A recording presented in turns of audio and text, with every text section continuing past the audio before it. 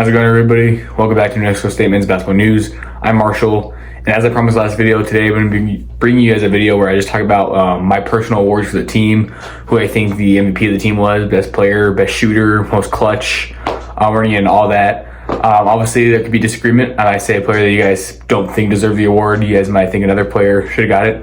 I thought this would be a fun little video to make. Obviously, we're all upset that the season's over.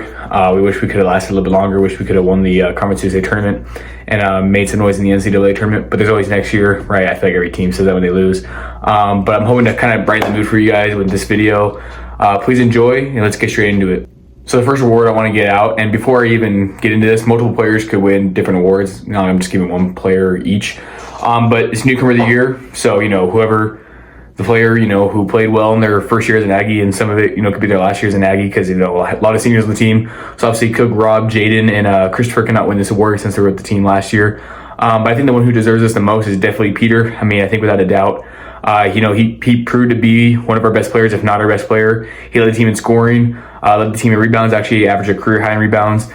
Keep up with my community posts here on YouTube and on Twitter and Instagram. We'd be posting each day a player, highlight them and how their season went, and then I'll probably do former Aggies after that, how they did this past year, whether it's overseas or in college, and even update you guys more on guys like Teddy Allen, Jabari Rice, what they're all doing.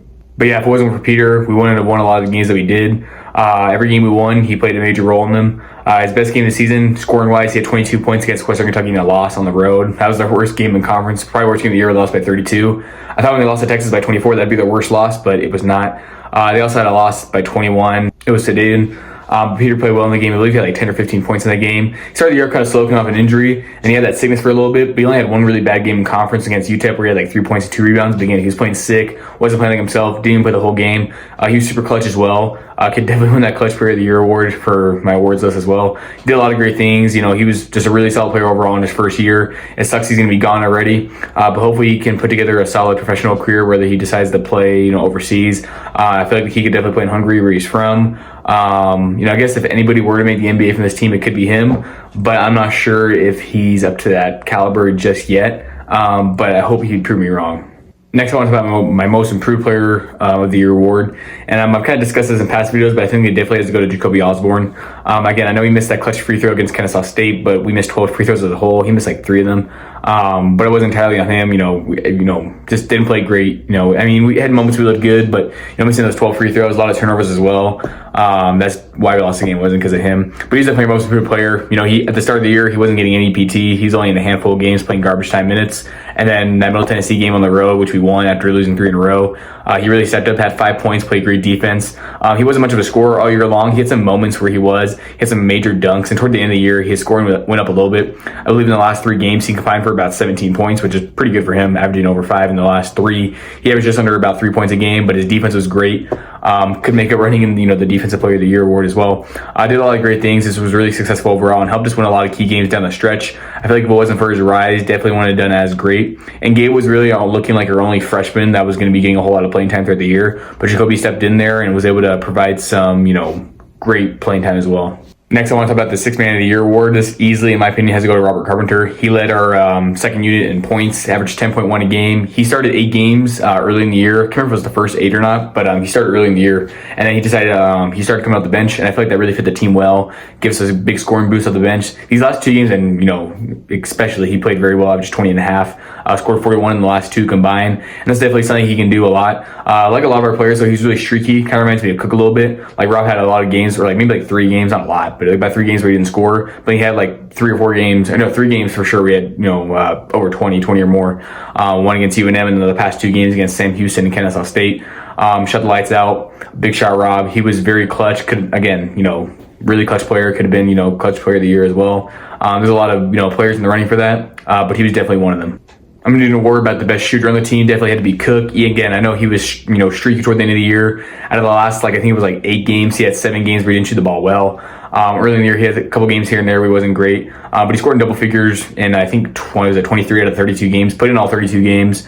I can't remember how many players in total played in all 32, but probably about half the team. So he was always healthy. Even last year, he was fully healthy. I believe he played in all the games last year as well. Was a great returner for us, our best returner.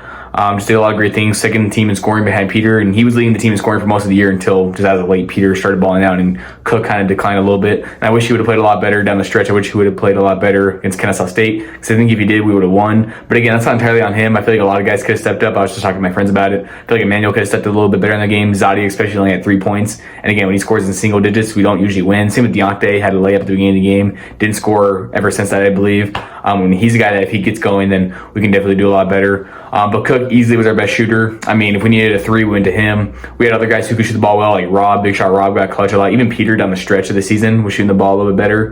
Jaden had his moments, but Cook was easily our best shooter of the year and last year as well. No debating that. And probably one of the best shooters in Conference USA without a doubt. Hence why he made third team all conference along with Peter. Defensive player of the year. I mean, this whole team was great on the defensive end. One of the best defensive teams Coach Huden's ever had. And he said that himself in some interviews.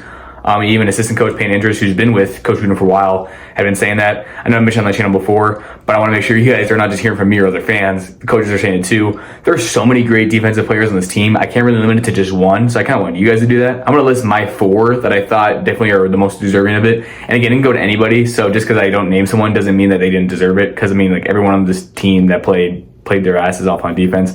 But I definitely think Deontay should be in that category.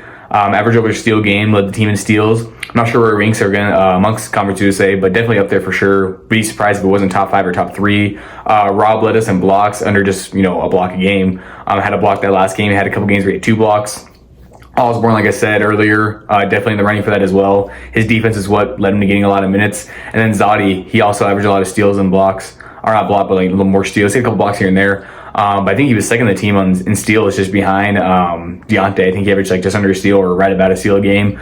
Again, that might rank high in Conference USA. There's some players that average like 2 or 3 or even 4 sometimes, which is crazy. But I'd say those 4 guys are definitely in the running for that Defensive Player of the Year award. So out of those 4, let me know who you guys think deserves it. And again, if there's anybody else, let me know who you think deserves it. I think Carl had a lot of potential as well. Really athletic.